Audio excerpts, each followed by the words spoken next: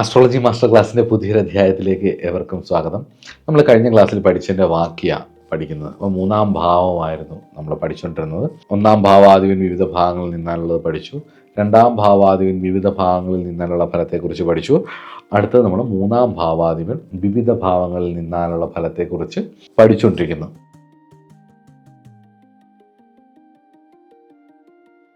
ഒരു പൊതുഫലമാണ് കേട്ടോ ഇത്. ഇതുപോലെ തന്നെ വരണം എന്നില്ല.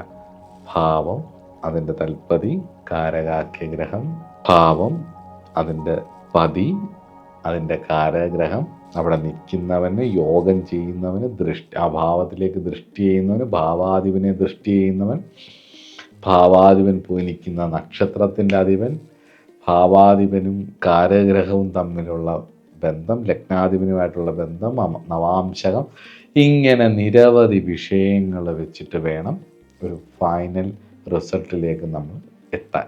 പക്ഷേ അതെത്തണമെങ്കിൽ നമ്മൾ പല ഫലങ്ങൾ ഒരുമിച്ച് നോക്കി മനസ്സിലാക്കിയിട്ട് പല അനുഭവങ്ങളും വെച്ച് നോക്കിയിട്ട് പഠിക്കണം. പഠിച്ച് കുറച്ച് കാലം ഇങ്ങനെ നിരീക്ഷിച്ച് കഴിയുമ്പോൾ നമുക്ക് എന്ത് മനസ്സിലാവും? നമുക്കിത് ക്ലിയർ ആവും. ഇതെങ്ങനെയാണ്, ഇതെന്തുകൊണ്ട് ഇങ്ങനെ വന്നു, എന്തുകൊണ്ട് ഇങ്ങനെ വരുന്നില്ല. അപ്പം മൂന്നാം ഭാവാധിപൻ 7 നിന്നാൽ ബലപ്പെട്ടാൽ എന്തൊക്കെ ഫലം വരും എന്നുള്ളത്.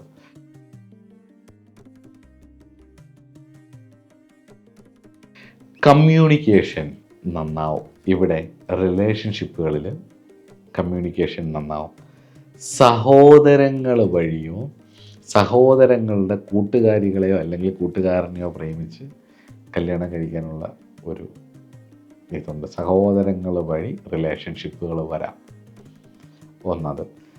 പിന്നെ നിങ്ങളുടെ റിലേഷൻഷിപ്പിൽ ചിലപ്പോൾ മേ ബി ഒരു ചാൻസ് സഹോദരൻ്റെ അല്ലെ സഹോദരിയുടെ ഇളയ ആൾക്കാരുടെ ഒരു ഇൻവോൾവ്മെൻറ്റ് കൊണ്ട് പോസിറ്റീവായിട്ടും അതുപോലെ തന്നെ നെഗറ്റീവായിട്ടും വരാം. ബലമില്ലാത്ത ഗ്രഹമാണെങ്കിൽ നെഗറ്റീവായിട്ട്. മൂന്നാം ഭാവാധിപനായിരിക്കുന്ന ചൊവ്വ 7 നിന്നിട്ട് സഹോദരങ്ങളോടുള്ള അല്ലെങ്കിൽ സഹോദരിയോ പറയുന്നതേ കേൾക്കൂ എന്ന് പറഞ്ഞിട്ട് എല്ലാത്തിനും അവളുടെ ഒപ്പീനിയൻ എടുക്കും എന്ന് പറഞ്ഞ്, സത്യത്തിൽ അങ്ങനെ ഉണ്ടോ എന്നുള്ളത് സംശയമാണ്. കാരണം അതെനിക്കറിയാവുന്നൊരു ഫാമിലിയാണ്. പക്ഷേ ഇങ്ങനെ സഹോദരിയോടെ ഭാര്യയ്ക്ക് ഒരു ഈഗോ അടിച്ചിട്ട് ആ ബന്ധം ഡിവോഴ്സിലേക്ക് വരെ എത്തി. കുംഭം രാശിക്ക് മൂന്നാം ഭാവാധിപനായിരിക്കുന്ന ചൊവ്വ 7ാം ഭാവത്തിൽ സൂര്യൻ്റെ ക്ഷേത്രത്തിലേക്ക് വന്നപ്പം ഉണ്ടായ ഒരു അനുഭവം പറയാം. പക്ഷെ പൊതുവിൽ കുംഭം രാശിക്കാർക്ക് 7ാം ഭാവം ലഗ്നാധിപനും തമ്മിലൊരു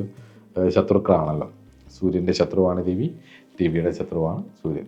കുംഭത്തിനും ചിങ്ങത്തിനും അങ്ങനെ ഒരു പ്രത്യേകതയുണ്ട്. അപ്പോൾ ഈ മൂന്നാം ഭാവാധിപനെ ചൊവ്വ 7ലും കൂടെ വന്നപ്പം ഈ സഹോദരങ്ങൾ കമ്മ്യൂണിക്കേഷൻ ഈ ഒരു ഫലവും കൂടി അവിടേക്ക് വന്നപ്പോൾ ഇങ്ങനൊരു ഫലം കണ്ടിട്ടുണ്ട്. അപ്പം മൂന്നാം ഭാവാധിപൻ 7 നിന്നാൽ സഹോദരങ്ങൾ വഴിയൊക്കെ ഗുണാനുഭവങ്ങൾ വരാം. മൂന്നാം ഭാവാധിപൻ ബലക്ഷയത്തോടു കൂടിയിട്ടാണ് 7 നിൽക്കുന്നത്. ബലം കുറവാണ് എങ്കിൽ, പാപബന്ധമുണ്ടെങ്കിൽ, പാപയോഗമുണ്ടെങ്കിൽ, കുട്ടിക്കാലം മുതലേ പലതരത്തിലുള്ള ബുദ്ധിമുട്ടുകൾ അനുഭവിച്ചതിൻ്റെ ട്രോമ ഉള്ളിലുണ്ടാവും. അബ്യൂസിനൊക്കെ ഇരയായിട്ടുണ്ടാവാം. പല റിലേഷൻഷിപ്പും നിർഭാഗ്യം വിളയാടും എന്ന് പറയാം. ബ്രേക്കപ്പ് ഉണ്ടാവും, ചതിക്കപ്പെടും.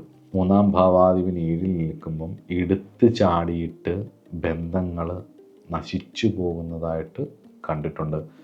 ബലമില്ലെങ്കിൽ എടുത്തുചാട്ടമാണ്. ധൈര്യം, വീര്യം, ദുർബുദ്ധി, പരാക്രമം, ഇതൊക്കെ ഉണ്ടല്ലോ, അത് എടുത്തു ചാടിയിട്ട് പരാജയത്തിലേക്ക് പോകുന്നത് കണ്ടിട്ടുണ്ട്.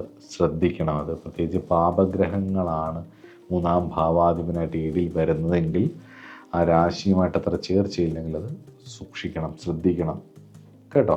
അതുപോലെ തന്നെ മൂന്നാം ഭാവാധിപൻ 7 നിൽക്കുകയും 7ാം ഭാവാധിപൻ ലഗ്നത്തിൽ വരികയും ഒക്കെ ചെയ്തു കഴിഞ്ഞ് കഴിഞ്ഞാൽ സഹോദരങ്ങൾ വഴി വരുന്ന വിവാഹമോ കൂട്ടുകച്ചവടമോ നിമിത്തം വിദേശവാസവും സെറ്റിലാവാനും ഒക്കെ, അവിടെ പോയി രക്ഷപ്പെടാൻ, വിദേശത്ത് പോയി രക്ഷപ്പെടാനും ഒക്കെ ഉള്ളൊരു യോഗം വരുന്നതായിട്ടും കണ്ടിട്ടുണ്ട്.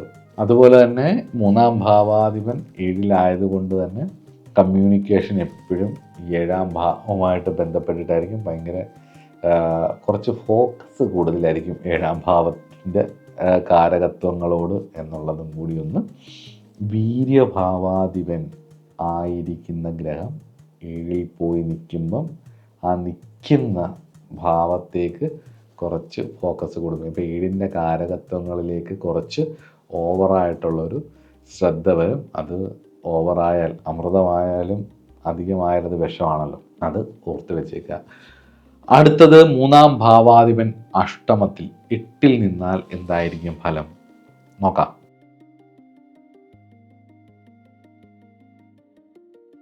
3-ാം ഭാവാധിപൻ 8-ൽ നിന്നാൽ കമ്മ്യൂണിക്കേഷൻ, ഡീപ്പായിട്ട് ഇൻവോൾവ് ആവുന്ന വിഷയങ്ങളിലോ അല്ലെങ്കിൽ ഡീപ്പായിട്ട് ട്രാൻസ്ഫോം ചെയ്യുന്ന വിഷയങ്ങളിലോ രഹസ്യ വിഷയങ്ങളിലോ ഒക്കെയുള്ള കമ്മ്യൂണിക്കേഷൻ കൂടും.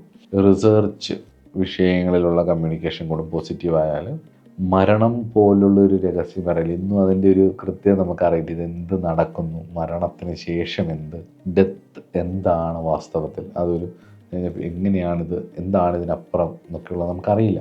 അപ്പോൾ അത് വലിയ രഹസ്യമായിട്ട് ഇന്നും നിൽക്കുന്നതാണ്. അപ്പോൾ ഡീപ്പായിട്ടുള്ളൊരു ട്രാൻസ്ഫോർമേറ്റീവ് ടോപ്പിക്കുകളിലേക്കൊക്കെ ഉള്ള ശ്രദ്ധ പോവും. അതുപോലെ അതുപോലെ തന്നെ സൈക്കോളജി സബ്ജക്റ്റുകളിൽ ഒക്കെ ഇൻട്രസ്റ്റ് ഉണ്ടാവും. ഇതുപോലുള്ള ഒക്കൾട്ട് വിഷയങ്ങളോടും ഒക്കെ രഹസ്യമായിട്ട്, അതായത് കണ്ടെത്താൻ കഴിയാത്ത അല്ലെങ്കിൽ കണ്ടെത്തിയിട്ടില്ലാത്ത സബ്ജക്റ്റുകളിൽ കിട്ടുന്ന സ്പാർക്കുകൾക്കനുസരിച്ച് പുതിയ പുതിയ വിഷയങ്ങൾ തപ്പിയെടുക്കാനുള്ളൊരു കഴിവ് ഇവർക്ക് ഉണ്ടാവും.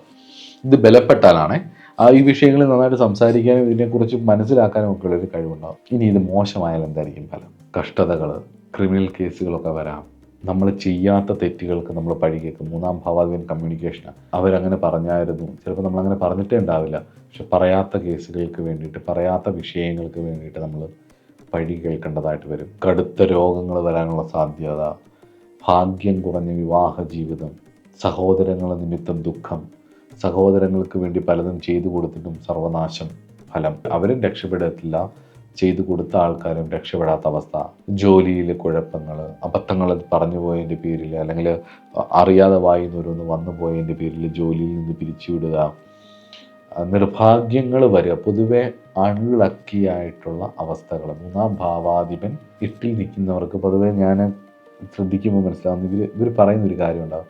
നമുക്കുള്ളവരൊക്കെ പെട്ടെന്ന് ശത്രുക്കളാവുക. ഞാൻ എന്തെങ്കിലും പറഞ്ഞാൽ ഒന്നും പറഞ്ഞു ഇവർക്ക് എന്നോടങ്ങ് ഭയങ്കര ദേഷ്യം തോന്നുക. എന്നെ കണ്ടാൽ ഇവർക്ക് കടിച്ച് കീറാൻ തോന്നുന്ന പോലെ ഒരു ഇത്. ഞാൻ ഇവരോട് എന്ത് തെറ്റ് ചെയ്തിട്ടാണ് പറയുക, ഞാൻ എന്ത് പറഞ്ഞാലും ഇവർക്ക് പിടിക്കുന്നില്ല, ഞാൻ എന്ത് പറഞ്ഞാലും അവർക്ക് ഇഷ്ടപ്പെടുന്നില്ല എന്നുള്ളൊരവസ്ഥ. ഇല്ല, ശീലാവധി തുള്ളലിൽ കുഞ്ചം പറഞ്ഞ പോലത്തെ ഒരവസ്ഥയാണ് അത്. നമുക്ക് എന്ത് പറഞ്ഞാലും ഒരു കുറ്റമോ, അല്ലെങ്കിൽ പറഞ്ഞാൽ കുറ്റം, പറഞ്ഞില്ല കുറ്റം, മിണ്ടിയാൽ കുറ്റം, മിണ്ടിയില്ല കുറ്റം, എല്ലാം എൻ്റെ കമ്മ്യൂണിക്കേഷൻ, എൻ്റെ എക്സ്പ്രഷൻസ് എല്ലാം എനിക്ക് ദോഷമായിട്ടാണല്ലോ ഭവിക്കുന്നതെന്ന് പറയാനുള്ളൊരു സാധ്യത കൂടും. ബലം കുറഞ്ഞാൽ, ബലം കൂടിയാലോ ആന്തരികമായിട്ടുള്ള വിഷയങ്ങളിൽ, രഹസ്യങ്ങളിലേക്ക് ഇറങ്ങിച്ചെല്ലാനുള്ള കഴിവുകൾ കൂടും. പൊതുവെ രഹസ്യ വിഷയങ്ങൾ കൈകാര്യം ചെയ്യാനും രഹസ്യമായിട്ടുള്ളൊരു കമ്മ്യൂണിക്കേഷൻ ഇവർക്ക് ഉണ്ടാവാനും ഒക്കെ ഉള്ളൊരു സാധ്യത ഉണ്ട്. അപ്പോൾ അടുത്തത് 3-ാം ഭാവാധിപൻ 9-ൽ നോക്കാം.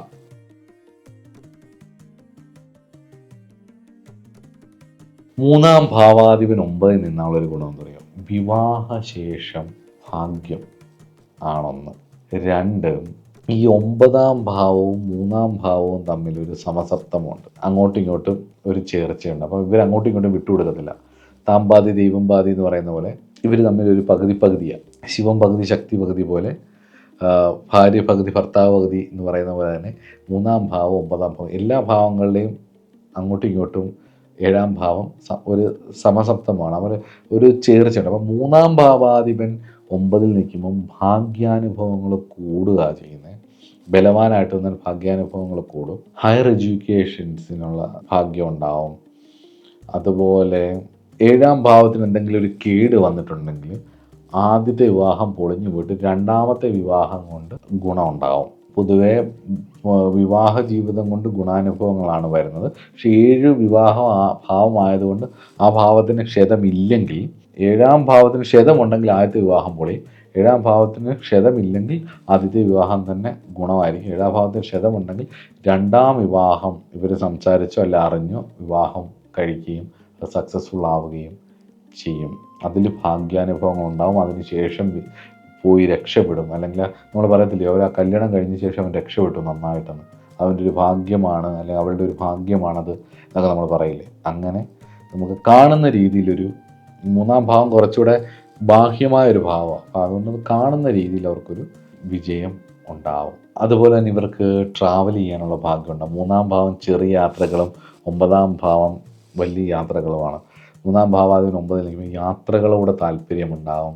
പുണ്യസ്ഥലങ്ങളിലൊക്കെ യാത്ര ചെയ്യും. സ്പിരിച്വൽ ട്രാവലിങ്ങിനോടൊക്കെ താല്പര്യമുണ്ടാകും. ലൈഫിനൊരു എത്തിക്സ് വേണമെന്നും എത്തിക്സിനെ കുറിച്ചൊക്കെ സംസാരിക്കും. ലൈഫിൻ്റെ ഫിലോസഫീസിനെ കുറിച്ച് സംസാരിക്കും. അപ്പം അങ്ങനെ വ്യത്യസ്തമായിട്ടുള്ള വിഷയം, പ്രത്യേകിച്ച് ഈ 3, 9 എന്നൊക്കെ പറയുന്നത്, 9, 5, 9, 1, 3, 5, 7, 9, 11 എന്നൊക്കെ പറയുന്ന കുറച്ചൊരു നന്മയുടെ ഭാഗവും, 2, 4, 6, 8, 10, 12 എന്ന് പറയുന്നത് കുറച്ചുകൂടെ പ്യുവർലി മെറ്റീരിയൽ ആയിട്ടുള്ളൊരു ഭാവവും കൂടിയാണ്. അപ്പം ഈ 3-ാം ഭാവവും 9-ാം ഭാവവും കൂടി ഒരുമിച്ച് ചേരുമ്പം ഇവരുടെ ആന്തരികമായിട്ടുള്ള കുറേ സാറ്റിസ്ഫാക്ഷന് വേണ്ടിയിട്ട് ഇവർ പല കാര്യങ്ങൾ കമ്മ്യൂണിക്കേറ്റ് ചെയ്യുകയും ഇടപെടുകയും ഒക്കെ ചെയ്യും. സഹോദരങ്ങൾക്ക് ഭാഗ്യമുണ്ടാവും. സഹോദരങ്ങൾക്ക് വേണ്ടി അച്ഛനുമായിട്ട് പ്രശ്നമുണ്ടാവാനുള്ള സാധ്യത വളരെ കൂടുതലാണ്. സഹോദരങ്ങൾക്ക് വേണ്ടി അച്ഛനുമായിട്ട് പ്രശ്നം, പൊതുവെ അച്ഛനുമായിട്ട് ചേരാഴിക, ഇതൊക്കെ വരാനുള്ള സാധ്യതകളും ഒരു പൊതുഫലമായിട്ട് നമുക്ക് വേണേൽ പറയാം. അതുപോലെ തന്നെ ദീർഘയാത്രകൾ ഞാൻ പറഞ്ഞു. അതേപോലെ അപ്രതീക്ഷിതമായിട്ടുള്ള ജീവിതത്തിലെ വഴിത്തിരിവുകളാണ് 3-ാം ഭാവാധിപൻ 9-ൽ വന്നാൽ നമ്മൾ കൈവിട്ടു പോയി എന്ന് തോന്നുന്ന ഒരു നിമിഷം ജീവിതത്തിൽ ഒരു മാറ്റം വരികയും വേറൊരു ദിശയിലേക്ക് അവർ പോവുകയും സക്സസ്ഫുൾ ആവുകയും ചെയ്യുന്നതായിട്ട് എനിക്ക് തോന്നിയിട്ടുണ്ട്. അടുത്ത് 3-ാം ഭാവാധിപൻ 10-ൽ നിന്നാൽ എന്തായിരിക്കും ഫലം?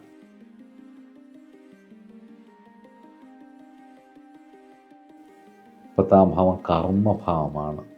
ഡെയിലി ജോലികളും മറ്റു കാര്യങ്ങളും, ചെറിയ ജോലികളും, അല്ലെങ്കിൽ ആരുടെയെങ്കിലും കീഴിലൊക്കെ ലേബർ അല്ലെങ്കിൽ ചെറിയ പൊസിഷൻസിലൊക്കെ ഇരിക്കുന്ന ജോലികൾ എന്നൊക്കെ പറയുന്നത് 6-ാം ഭാവവും. ഹയർ പൊസിഷൻസ്, ഉയർന്ന ജോലി സ്ഥലങ്ങൾ, ഉയർന്ന തലങ്ങളിലൊക്കെ ഇരിക്കുന്ന ആൾക്കാരെന്ന് പറയുന്നത് കോൺട്രിബ്യൂട്ടേഴ്സ് ആയിട്ടുള്ള ആൾക്കാർ, അവരവരുടേതായ തലത്തിലേക്ക് പോയിട്ടുള്ളവരൊക്കെ എന്ന് പറയുന്നത് കൂടുതലായിട്ടും എനിക്ക് തോന്നുന്നത് 10-ാം ഭാവമായിട്ടാണ്. അപ്പോൾ 3-ാം ഭാവാധിപനായ ഗ്രഹം 10-ാം ഭാവത്തിൽ നിന്നാൽ എന്തായിരിക്കും നോക്കാം. 3-ാം ഭാവാധിപൻ 10-ൽ നിന്നാൽ കരിയർ വൈസ് ഉയർന്ന തലത്തിലേക്ക് എത്താനുള്ള കഴിവുണ്ടാകും. ആ ഒരു ധൈര്യവും വീര്യവും, തീരുമാനമെടുക്കാനുള്ള കഴിവ്, ശക്തമായിട്ടുള്ള തീരുമാനങ്ങൾ എടുക്കാനും കരിയറിൽ ലീഡർഷിപ്പ് ക്വാളിറ്റി ഒക്കെ വരാനും ഒക്കെ ഉള്ളൊരു സാധ്യതയുണ്ട്. ആ ഏരിയയിൽ അവർക്ക് അവരുടെ കഴിവ് തെളിയിക്കാൻ പറ്റും. 3-ാം ഭാവാധിപൻ 10-ൽ നിന്ന് കഴിഞ്ഞാൽ കമ്മ്യൂണിക്കേഷൻ, തൻ്റെ കമ്മ്യൂണിക്കേഷൻ കൊണ്ട് ജോലിയിലും അവർ ജീവിക്കുന്ന സാഹചര്യങ്ങളിലും ആ ജോലിയുടെ മേഖലയിലുമൊക്കെ ഒരു വില, നമുക്കൊരു ഒരു വ്യക്തിത്വമുള്ള ഒരാളായിട്ട് മാറാനുള്ള സാധ്യതയുണ്ട്. അതായത് ഒരു പബ്ലിക് ഇമേജ് ക്രിയേറ്റ് ചെയ്യാൻ, അവർ നിൽക്കുന്ന ഏരിയകളിൽ ഒരു പബ്ലിക് ഇമേജ് ക്രിയേറ്റ് ചെയ്യാനുള്ളൊരു കപ്പാസിറ്റി ഉണ്ട്. അതുപോലെ ഇവരുടെ തൊഴിൽ മേഖലകളിൽ, അല്ലെ ഇവരുടെ പ്രൊഫഷനിൽ, അല്ലെ ഇവരുടെ പാഷനിലായിക്കോട്ടെ, ഇവർക്ക് ഇവരുടെ ഐഡിയാസ് എഫക്റ്റീവായിട്ട് ആർട്ടിക്കുലേറ്റ് ചെയ്യാനുള്ള കഴിവുണ്ടാവും. പറയും അദ്ദേഹമാണെങ്കിൽ, അല്ലെങ്കിൽ മേഡമാണെങ്കിൽ, അല്ലെങ്കിൽ സാറാണെങ്കിൽ വളരെ കൃത്യമായിട്ടത് നമ്മളിലേക്ക് കമ്മ്യൂണിക്കേറ്റ് ചെയ്ത് തരും, അല്ലെങ്കിൽ നമുക്ക് പെട്ടെന്ന് മനസ്സിലാവും എന്ന് ഇവരെ കാണുമ്പോൾ നമ്മൾ പറയും. അവർക്ക് വളരെ നല്ലൊരു എബിലിറ്റി അതിനകത്തുണ്ടാവും. കൃത്യമായിട്ട് വളരെ എഫക്റ്റീവായിട്ട് അത് ആർട്ടിക്കുലേറ്റ് ചെയ്ത് കൊടുക്കുകയും ചെയ്യും. അവരുടെ ആ ഒരു പ്രൊഫഷണൽ ഐഡിയാസ്, അല്ലെങ്കിൽ അവരുടെ പ്ലാൻ, എങ്ങനെ ഇത് മൂവ് ചെയ്യണം, നെക്സ്റ്റ് സ്റ്റെപ്പ് എങ്ങനെയാണ് എന്നുള്ളത് ചെയ്തു കൊടുക്കാനുള്ളൊരു കഴിവ് ഇവർക്കുണ്ടാവും. ജോലിയുമായിട്ട് ബന്ധപ്പെട്ട് ധാരാളം യാത്രകൾ ചെയ്യേണ്ടതായിട്ട് വരും. അല്ലെങ്കിൽ ഡെയിലി ഒരുപാട് യാത്ര, ചെറിയ യാത്രയാണല്ലോ 3-ാം ഭാവം. ഇപ്പോൾ 10-ാം ഭാവമായിട്ട് ബന്ധപ്പെട്ടത് വരുമ്പോഴത്തേക്ക് കുറച്ച് യാത്ര ചെയ്ത് വേണം ചിലപ്പോൾ ജോലിക്ക് പോകേണ്ടത്, അല്ലെങ്കിൽ ജോലിയുമായിട്ട് ബന്ധപ്പെട്ടിട്ട് കുറച്ച് യാത്ര ചെയ്യേണ്ടതായിട്ടും ഇവർക്ക് വരാം. സഹോദരങ്ങളിൽ നിന്നും നല്ല സപ്പോർട്ട് കിട്ടും.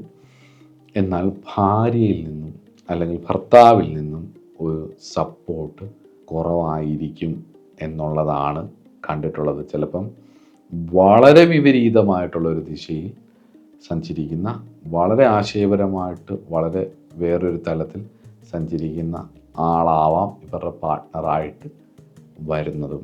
അതുകൊണ്ട് തന്നെ എപ്പോഴും കരിയറിൽ ഒരു സാധ്യത, ഒരു പ്രശ്നങ്ങൾ എപ്പോഴും വരുന്നത് ഭാര്യയുമായിട്ടുള്ള കമ്മ്യൂണിക്കേഷൻ പ്രോപ്പർ ആവാത്തതുകൊണ്ട്, അല്ലെ ഭർത്താവുമായിട്ടുള്ള കമ്മ്യൂണിക്കേഷൻ പ്രോപ്പർ ആവാതിരുന്നിട്ട് അതിൻ്റെ സ്ട്രെസ്സ് ഇവരുടെ കരിയറിൽ എപ്പോഴും ഉണ്ടാകും. നമ്മൾ പറയത്തില്ല, അവൻ എന്തൊരു വഴക്കാളിയാ, അവൾ കാരണമാണ് ഞാൻ ഇങ്ങനെ ആയത്, അല്ലെങ്കിൽ അവൻ എന്തൊരു വഴക്കാളിയാ, അവൾ കാരണമാണ് എനിക്ക് ജോലിയൊന്നും ചെയ്യാൻ പറ്റാത്തത്. തിരിച്ചും പറയും, അയാൾ ഒറ്റൊരുത്തം കാരണമാണ് എനിക്കിത് വർക്ക് ചെയ്യാൻ പറ്റാത്തതെന്നൊക്കെ. ആ ഒരു പ്രശ്നം ഇതിനകത്ത് ഉണ്ടാകും. ഒരു സപ്പോർട്ടീവ് ആയിരിക്കത്തില്ല പൊതുവിൽ.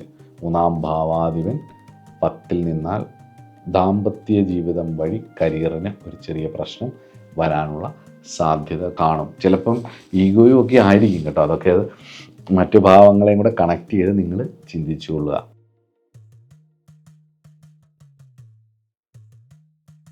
11ാം ഭാവത്തിലേക്ക് മൂന്നാം ഭാവാധിപൻ വന്നാൽ 11ാം ഭാവത്തിൽ ആർക്കും നിൽക്കാം. 11ാം ഭാവം എന്ന് പറയുന്നത് പ്രകൃതി അനുഗ്രഹിച്ച് തരുന്ന ഭാവമാണ്. സർവലാഭം, നേച്ചർ സപ്പോർട്ട്, യൂണിവേഴ്സിൻ്റെ സപ്പോർട്ട് എന്നൊക്കെ വേണേൽ പറയാം. എല്ലാം യൂണിവേഴ്സ് തരുന്നു.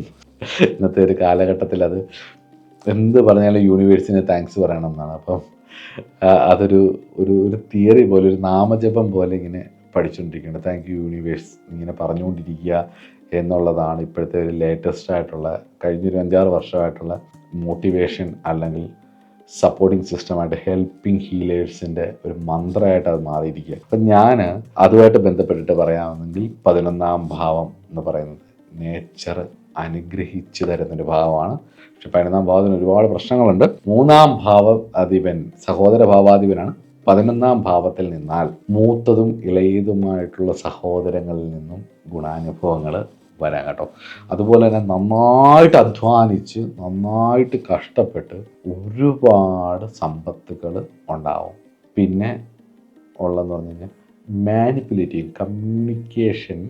കമ്മ്യൂണിക്കേറ്റ് ചെയ്ത് വിഷയങ്ങളെ മാനിപ്പുലേറ്റ് ചെയ്യാനുള്ള ഒരു കഴിവുണ്ടാവും. ഇപ്പോൾ ഒരു രീതിയിൽ സംസാരിക്കും, കുറച്ച് കഴിയുമ്പോൾ വേറൊരു രീതിയിൽ സംസാരിക്കും. ഉദാഹരണത്തിന് സ്കൂളിലോ കോളേജിലോ ഒക്കെ പഠിക്കുമ്പോൾ അവിടുത്തെ ഏറ്റവും നല്ല സൗന്ദര്യമുള്ളവർ, ഏറ്റവും നന്നായിട്ട് പഠിക്കുന്നവരൊക്കെ ആയിരിക്കും. ഇപ്പോൾ സൗന്ദര്യ റാണി അല്ലെങ്കിൽ സുന്ദരൻ എന്നൊക്കെ പറയാം. പക്ഷേ ഇവർ ജീവിതത്തിലേക്ക് വരുമ്പോഴത്തേക്ക് ഇവർക്ക് ജീവിതത്തിൽ ഒന്ന് മാറി തിരിച്ചടികളായിരിക്കും ഇവരുടെ ലൈഫിലേക്ക് വന്നു കഴിയുമ്പോഴത്തേക്ക്. അപ്പം വല്ലാത്ത ഫ്രസ്ട്രേഷൻസ് ഒക്കെ ഉണ്ടാവും. പക്ഷേ ഇതെല്ലാം ഇവർ ഈ ഫ്രസ്ട്രേഷൻ തീർക്കാൻ വേണ്ടി പല പല കാര്യങ്ങൾ ചെയ്താലും സംസാരിച്ചാലും ബുദ്ധിമുട്ടുണ്ടാക്കിയാലും പക്ഷേ ഇവരത് അക്സെപ്റ്റ് ചെയ്യത്തില്ല. പകരം ന്യായമല്ലാത്ത കാര്യങ്ങളെപ്പോലും അതാണ് ന്യായം എന്ന് വാദിച്ച് ജയിക്കാനുള്ളൊരു ടെൻഡൻസി ഉണ്ടാവും. ഈ 3ാം ഭാവാധിപൻ 11ൽ നിന്ന് കഴിഞ്ഞാൽ ലോജിക്കൽ ബ്രെയിൻ വല്ലാണ്ട് വർക്ക് ചെയ്യും. അതുകൊണ്ട് തന്നെ ട്രോമകളൊക്കെ വന്നിട്ട് എന്തെങ്കിലും ഇഷ്യൂസ് വന്നാൽ ഇവരെ ഒരു സൈക്കോളജിസ്റ്റിൻ്റെ അടുത്ത് കൊണ്ടുപോയാലുണ്ടല്ലോ, ഈ 3ാം ഭാവാധിപൻ 11ൽ നിൽക്കുന്നവരായതുകൊണ്ട് ഇവർക്ക് ആ ഒരു ലോജിക്കൽ ബ്രെയിൻ ഭയങ്കര എഫക്റ്റീവ് ആയതുകൊണ്ടും ഇവർ കണ്ടമാനം കാര്യങ്ങൾ ഗൂഗിളൊക്കെ ചെയ്തും ഒരുപാട് കാര്യങ്ങൾ ഇൻഫർമേഷൻസ് കയറ്റി വെച്ചിട്ടുണ്ടാകും. അപ്പം ഈ ന്യായീകരണ സ്വഭാവം 3ാം ഭാവാധിപൻ 11ൽ നിന്ന് ന്യായീകരണ സ്വഭാവങ്ങൾ കൂടും. അത് ഇച്ചിരി ബലം കുറഞ്ഞാലുള്ള കാര്യം കേട്ടോ. ന്യായീകരണ സ്വഭാവങ്ങൾ കൂടും. നമ്മൾ ലാസ്റ്റ് ഇവരോട് എന്തിനായിരുന്നു സംസാരിക്കണ്ടേ എന്ന് പറയും. ഞാൻ ഈ പലപ്പോഴും കൺസൾട്ടേഷൻ വരുമ്പോൾ ഈ 3ാം ഭാവാധിപൻ 11ൽ നിൽക്കുന്ന ഒരാളാണെന്നുണ്ടെങ്കിൽ ആദ്യം കുറച്ച് നേരമൊക്കെ മിണ്ടാതിരിക്കും. അപ്പോൾ ഇവർ ചോദിക്കും എന്താ മിണ്ടാതിരിക്കുന്നത്. അപ്പോൾ ഇങ്ങനെ ഓരോ കാര്യങ്ങൾ ചോദിച്ച് വരുമ്പോൾ ഏതെങ്കിലും ഒരു പോയിന്റിൽ എത്തുമ്പം ഇവർ പ്രൊവോക്ക് ആവുന്ന ഒരു പോയിൻ്റുണ്ട്. ഇവരെ ഈഗോ ഹർട്ട് ചെയ്യുന്ന അല്ലെങ്കിൽ ഇവിടെ പ്രൊവോക്ക് ആവുന്ന ഏതെങ്കിലും ഒരു പോയിൻ്റുണ്ട്. അപ്പോൾ ഇവർ ഈ ന്യായീകരിക്കാൻ തുടങ്ങും. എന്തെങ്കിലും ഒരു പ്രശ്നമായിരിക്കും, നമ്മളത് കണ്ടെത്തി പറഞ്ഞു തുടങ്ങുമ്പോൾ അത് സാറ് പറഞ്ഞ രീതിയിലല്ല ആ പ്രശ്നം വന്നത്, വാസ്തവത്തിൽ ഈ പ്രശ്നം ഇങ്ങനെയാണ് അങ്ങനെയാണെന്ന് പറഞ്ഞിട്ട് ആ എക്സ്പ്ലനേഷൻസിൻ്റെ യാത്രകൾ തുടങ്ങുമ്പോൾ തന്നെ നമുക്ക് മനസ്സിലാവും ഒരാൾ ഓവറായിട്ട് എക്സ്പ്ലെയിൻ ചെയ്യാൻ തുടങ്ങുന്നെങ്കിൽ അവിടെ ഒരു ഇൻസെക്യൂരിറ്റിയുടെ ഒരു കാരണം ഉണ്ടാകും എന്നുള്ളത് ജാതകത്തിൽ നിന്ന് കണ്ടുപിടിച്ചോണം. അപ്പോൾ 3ാം ഭാവാധിപൻ 11ൽ നിൽക്കുമ്പം നാച്ചുറലി അവർക്ക് എന്തെങ്കിലും ഒരു കാരണം ഉണ്ടായിരിക്കില്ല എക്സ്പ്ലനേഷന്. അപ്പോൾ ആ ഒരു വാദിക്കാനുള്ള ശക്തി കൂടും. അതുപോലെ തന്നെ ഈ കഴിവും ഈ ഐഡിയയും ഈ 3ാം ഭാവാധിപൻ 11 നിൽക്കുമ്പോൾ ഒരുപാട് അറിവുകളും ഒക്കെ ഉള്ളത് കൊണ്ട് തന്നെ ഇവർ ഈ കമ്മ്യൂണിക്കേഷൻ കൊണ്ട് തന്നെ ഇവരുടെ ഒരു നെറ്റ്വർക്ക് ഇവർക്ക് ക്രിയേറ്റ് ചെയ്യാൻ പറ്റും. ഇവർ ജീവിക്കുന്ന സാഹചര്യങ്ങളൊക്കെ ഇവർക്കൊരു നെറ്റ്വർക്ക് ക്രിയേറ്റ് ചെയ്യാൻ പറ്റും. ഫ്രണ്ട്സിനെ ഇവർക്ക് ക്രിയേറ്റ് ചെയ്യാൻ പറ്റും.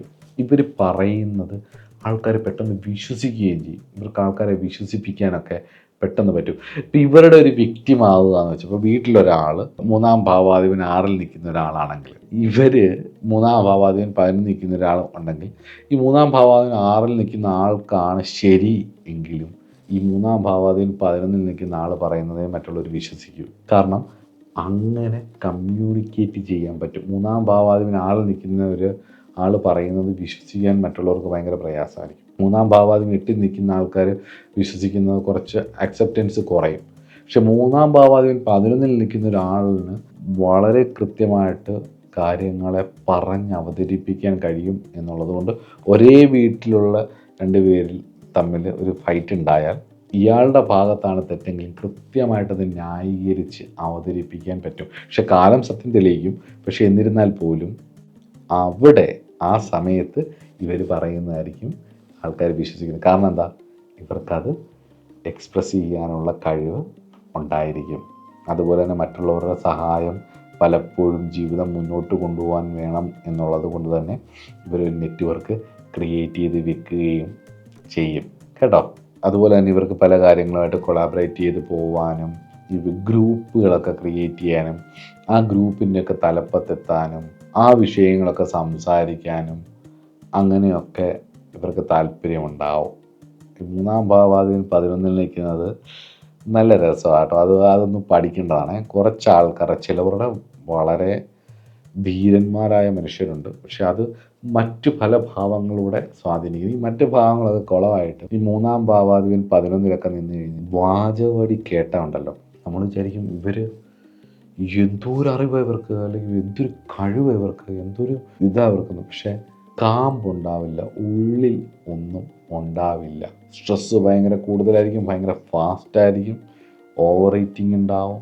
അങ്ങനെ ഒരുപാട് പ്രശ്നങ്ങൾ സ്ട്രെസ് റിലേറ്റഡ് ആയിട്ടും ഉണ്ടാവും. മുതിർന്ന സഹോദരങ്ങൾ മൂന്നാം ഭാവാധിപൻ 11 നിൽക്കുമ്പം മുതിർന്ന സഹോദരങ്ങളുമായിട്ട് നെഗറ്റീവായാൽ ദോഷവും പോസിറ്റീവായ ഗുണാനുഭവങ്ങൾ വരും. ഒരാൾക്ക് മൂന്നാം ഭാവാധിപൻ എഴുതുന്ന ഇളയ സഹോദരനും മുതിർന്ന സഹോദരൻ ഇടയ്ക്കത്തെ ആളാണെങ്കിൽ, മിക്കവാറും ഇടയ്ക്കത്തെ ആളാവാൻ സാധ്യതയുണ്ട്. ഇടയ്ക്കത്തെ ആളാണെന്നുണ്ടെങ്കിൽ ഈ 2 സഹോദരങ്ങളിൽ നിന്നും ഗുണം ഉണ്ടാവുകയും ചെയ്യും. നെഗറ്റീവായിട്ടാണ് നിൽക്കുന്നതെങ്കിൽ 2 സഹോദരങ്ങൾ നിമിത്തം ദോഷം വരാനുമുള്ള സാധ്യതയും ഉണ്ട്. ഇനി നമുക്ക് ലാസ്റ്റ് മൂന്നാം ഭാവാധിപൻ 12 നിന്നാൽ എന്താണ് ഫലം എന്ന് നോക്കാം.